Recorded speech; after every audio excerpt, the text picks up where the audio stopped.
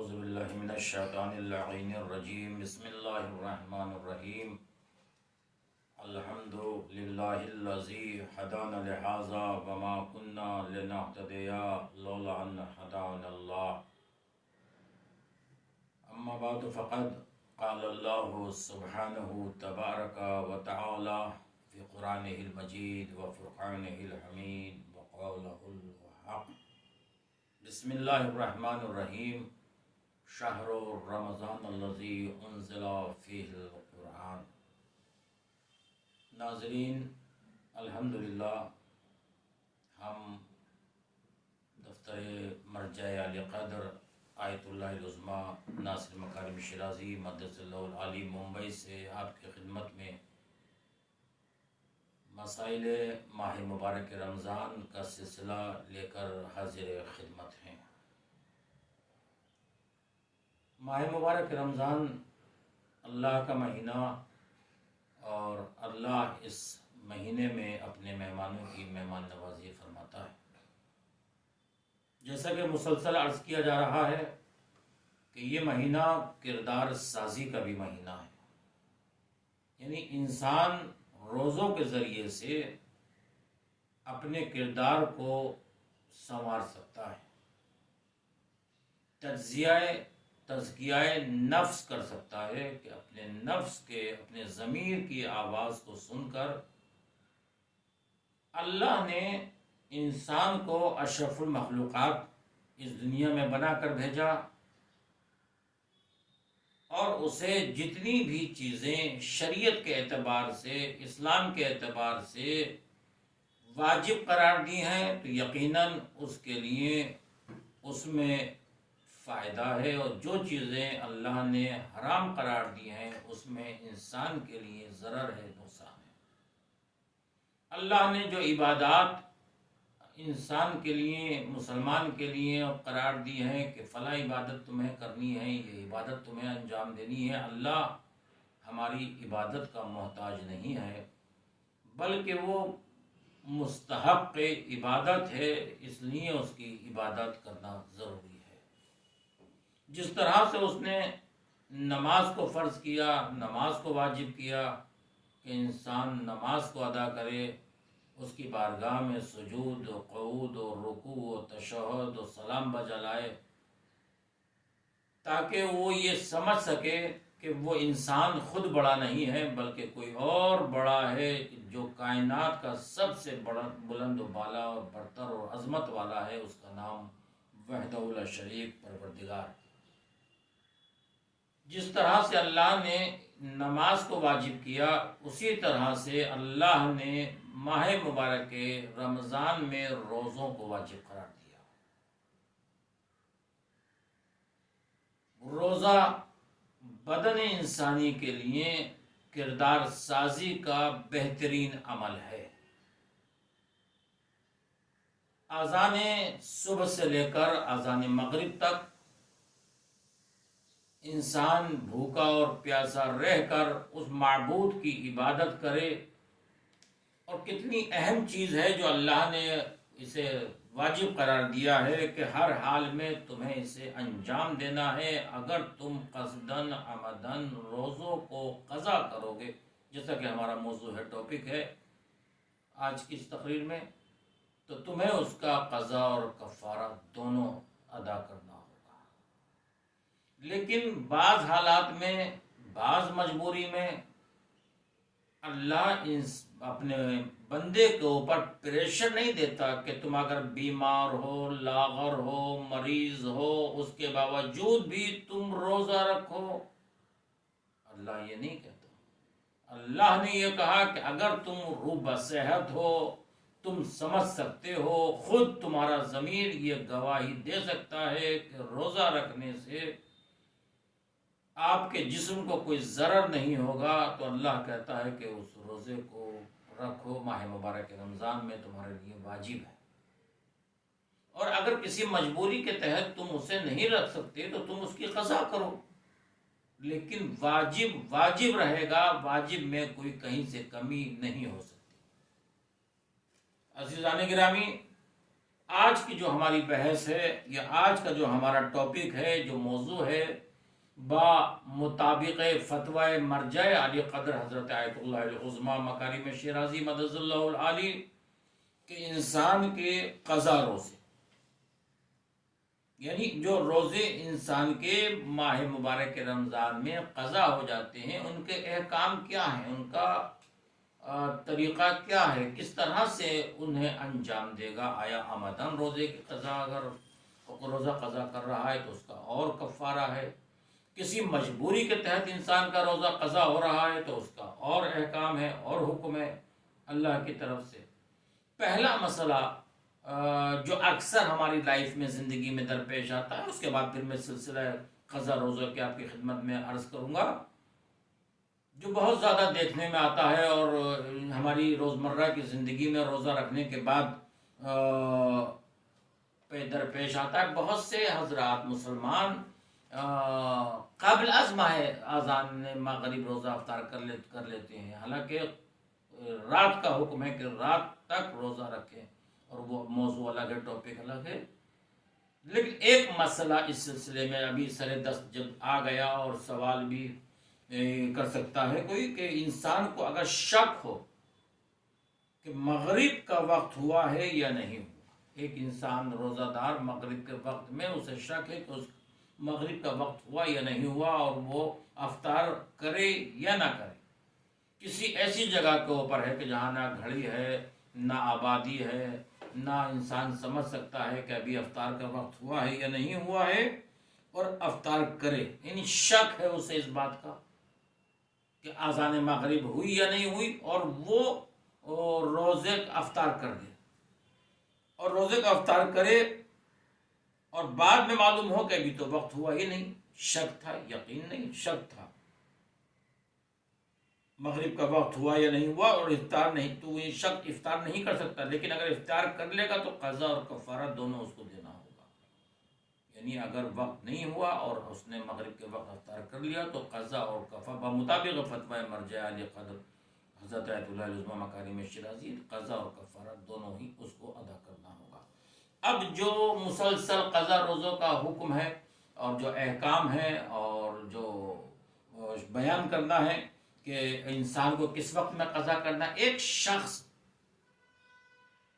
ذہنی توازن اس کا صحیح نہیں ہے، ذہنی اعتبار سے وہ بیمار ہے، مریض ہے، اور اس کو اچھے اور بری کی تمیز نہیں ہے، اس پوزیشن میں، اس کنڈیشن میں کہ جب وہ دیوانہ تھا، اس کی عقل کامل نہیں تھی، روزے اس نے ظاہرے نہیں رکھے، تو اس کا کیا حکم ہوگا؟ تو جو اس نے دیوانگی کے حالت میں روزے قضا کیے ہیں، جب وہ عاقل ہو جاتا ہے تو دیوانگی کی صورت میں قضا روزے اس کے اوپر واجب نہیں ہیں، اس لیے کہ شریعت مقدسہ صاحبان عقل کے اوپر حکم لگاتی ہے۔ قرآن بھی کہتا ہے لا تکلف الا نفسک، ہم اس کے استطاعت سے بڑھ کر حکم نہیں دیتے، لا تکلف الا نفسک، یعنی جو اس کا نفس ہے اس سے بڑھ کر ہم شریعت اس کے اوپر تکلیف عائد نہیں کرتی۔ ایک انسان دیوانہ ہے، پاگل ہے، اس کے بعد کچھ سالوں کے بعد وہ عاقل ہو گیا، وہ ایام، وہ ماہ مبارک رمضان میں روزے جو اس کے چھوٹے تھے، اب اس کا روزے کا قضا کرنا واجب نہیں ہے، وہ اس کو نہیں رکھے۔ اسی طرح سے اگر کوئی کافر مسلمان ہو جائے، ایک شخص 30 برس تک غیر مسلم رہا، اب وہ غیر مسلم جب رہا تو ان ایام میں جو روزے اس کے قضا ہوئے، غیر مسلم، اس کے بعد اس نے 30 سال کے بعد اسلام کو قبول کر لیا، مسلمان ہو گیا، تو اب 30 برس کے روزے جو اس کے بحالت غیر مسلم قضا ہوئے ہیں، ان کی ادائیگی واجب نہیں ہے، یعنی ان کو دوبارہ سے اسلام لانے کے بعد میں اس کے اوپر روزے رکھنے واجب نہیں ہے، قضا اس پر واجب نہیں ہے۔ لیکن اگر کوئی مسلمان مرتد ہو جائے، پہلی شکل تو یہ تھی کہ وہ شروع سے غیر مسلم تھا، اس کے بعد اس نے اسلام کو قبول کیا. لیکن اگر کوئی مسلمان مرتد ہونے کے بعد پھر تائب ہو جائے، پھر وہ اسلام کو قبول کر لے، تو جتنے دن وہ مرتد رہا اس زمانے کے روزوں کی قضا کرے گا. مسئلہ اب تک پہنچا کہ جس زمانے میں وہ شخص مرتد ہوا تھا، مسلمان مرتد ہو گیا، اور مرتد ہونے کے بعد پھر وہ مسلمان ہوا، اور مسلمان ہونے کے بعد جتنے دن جتنے سال وہ مرتد کی حالت میں رہا، اس پوزیشن میں اسلام لانے کے بعد، تائب ہونے کے بعد، توبہ کرنے کے بعد وہ روزوں کی قضا کرنا اس کے اوپر واجب ہے. یہ ماہ مبارک رمضان کے روزوں کی قضا. اسی طرح سے مسافر، کوئی مسافر ہے بیماری وغیرہ کی وجہ سے جو روزے اس کے چھوٹ گئے، یعنی سفر کی وجہ سے یا بیماری کی وجہ سے اس کے روزے چھوٹ گئے، ان کی وہ قضا کرے گا. یعنی کہ ایک شخص بیمار تھا، کچھ مہینوں کے بعد وہ روبہ صحت ہو گیا. ایک شخص سفر پر تھا، سفر اس کا تمام ہو گیا، ماہ مبارک رمضان گزر گیا، تو اب اس کے لیے ضروری ہے کہ وہ ان روزوں کی قضا کرے. اگرچہ چھوٹے ہوئے روزوں کی تعداد معلوم نہیں ہو، یعنی ایک شخص ایسا ہے کہ بیماری کی حالت میں یا سفر کی حالت میں اس کے روزے قضا ہوئے، تو اب ان روزوں کی قضا کرنا جب وہ عذر برطرف ہو جائے تو واجب ہے. لیکن ایک مسئلہ اور اس میں آ گیا کہ اگر اسے یہ معلوم ہی نہیں کہ اس کے روزے کتنے قضا ہوئے سفر کی حالت میں یا بیماری کی حالت میں، آیا 20 روزے قضا ہوئے، 22 روزے قضا ہوئے، یا 15 روزے قضا ہوئے، یا 10 روزے قضا ہوئے، اسے تعداد کا علم نہیں ہے، معلوم ہی نہیں کہ کتنی تعداد، تو اس سے واجب نہیں ہے. اگر یعنی اس کے لیے پھر اتنا ہو جائے کہ وہ خود یقین ہو جائے کہ میں نے جو روزے قضا کیے تھے اس سے زیادہ رکھ لیے. اگر کسی کے روزے فار ایگزامپل مثال کے طور کے اوپر 12 روزے قضا ہوئے، لیکن اسے یاد نہیں ہے کہ 12 ہوئے یا 15 ہوئے یا 18 ہوئے، تو اسے چاہیے کہ وہ اتنے روزے رکھے کہ اسے یقین ہو جائے کہ جو روزے قضا ہوئے تھے اس سے زیادہ میں نے رکھ لیے. مثلا 18 روزے قضا ہوئے تھے یا 15 روزے قضا ہوئے تو وہ 20 روزے رکھ لے. 20 روزے رکھنے کے بعد یقین کامل ہو جائے گا کہ ہمارے جو روزے قضا ہوئے تھے وہ پورے ہو گئے. یہ قضا روزوں کا حکم ہے جو آپ کی خدمت میں بیان کیا جا رہا ہے. اسی طرح سے اگر کسی کے ذمے کئی ماہ کے روزے ہوں، کئی مہینوں کے روزے کسی کے ذمے ہیں، کئی سال متواتر اس نے روزے نہیں رکھے ماہ مبارک رمضان میں، اور اس کے بعد اب وہ اس کے ان روزوں کی قضا کرنا چاہتا ہے، ان روزوں کو بجا لانا چاہتا ہے، تو جس کی چاہے پہلے یعنی قضا کر سکتا ہے. 2023 میں، 2022 میں، 2021 میں اس کے روزے قضا ہوئے تو ضروری نہیں کہ 2021 کی پہلے قضا کرے، 2023 کی 2024 میں وہ ان ماہ مبارک کے رمضان کے روزوں کی قضا کر سکتا ہے، اس میں کوئی اشکال نہیں. لیکن اگر آخری رمضان کے قضا کا وقت تنگ ہو تو بنا بر احتیاط پہلے آخری رمضان کی قضا کر دے. یعنی اگر قضا آخری رمضان کے روزوں کی قضا وقت تنگ ہے تو پہلے آخری رمضان کے روزوں کی قضا اس کو بچا رہے گا. اسی طرح سے اگر کوئی بیماری کی وجہ سے رمضان کا روزہ نہ رکھ سکے، ایک شخص مریض ہے، بیمار ہے، اور وہ بیماری کی وجہ سے روزہ نہیں رکھ پا رہا ہے اور اس کی بیماری آئندہ سال تک باقی رہے، تو نہ رکھے ہوئے روزوں کی قضا واجب نہیں ہے. آپ اس مسئلے کو سمجھیے، غور کیجئے کہ یہ مسئلہ کیا ہے. اگر کوئی بیماری کی وجہ سے رمضان کا روزہ نہیں رکھ پا رہا اور بیماری سال آئندہ تک باقی رہے تو نہ رکھے ہوئے روزوں کی قضا واجب نہیں. آئندہ سال تک مسلسل وہ شخص بیمار ہے اور پھر ماہ مبارک رمضان آ گیا تو جو روزے قضا ہو گئے ان کی قضا کرنا پہلے واجب نہیں ہے. صرف ہر روز کے عوض ایک متام فقیر کو دے. ایک متام جو علماء نے معین کیا ہے 750 گرام گیہوں، جو آٹا، روٹی جو بھی دے سکتا ہے وہ فقیر کو دے گا تاکہ اس کا یہ جو حکم ہے وہ پورا ہو جائے.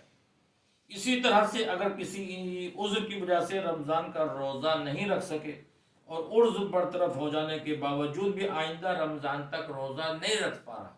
پہلے تو یہ تھا کہ عذر باقی رہا آئندہ رمضان تک، اب یہ ہے کہ عذر برطرف ہو گیا اور وہ آئندہ رمضان تک روزہ نہیں رکھ پا رہا ہے،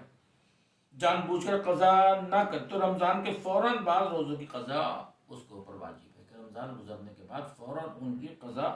اور ہر دن کے عوض ایک مد تام کفارہ بھی دے گا۔ اسی طرح اگر روزے کی قضا میں کوتاہی کرے یہاں تک کہ وقت تنگ ہو جائے اور تنگی وقت میں عذر پیدا ہو جائے تو رمضان کے بعد قضا کرے اور کفارہ بھی ادا کرے گا، قضا بھی کرے گا، کفارہ ایک مد تام کسی فقیر کو ادا کرے گا۔ اسی طرح سے کوئی شخص ہے اور اسے بیماری مسلسل لاحق ہے، قضا کا احکام ہے، یعنی مسلسل بیماری اس کو لاحق ہے اور مسلسل وہ شخص بیمار ہے، لیکن کچھ سال بیمار ہونے کے بعد وہ اچھا ہو گیا، بہتر ہو گیا، دواؤں کے ذریعے سے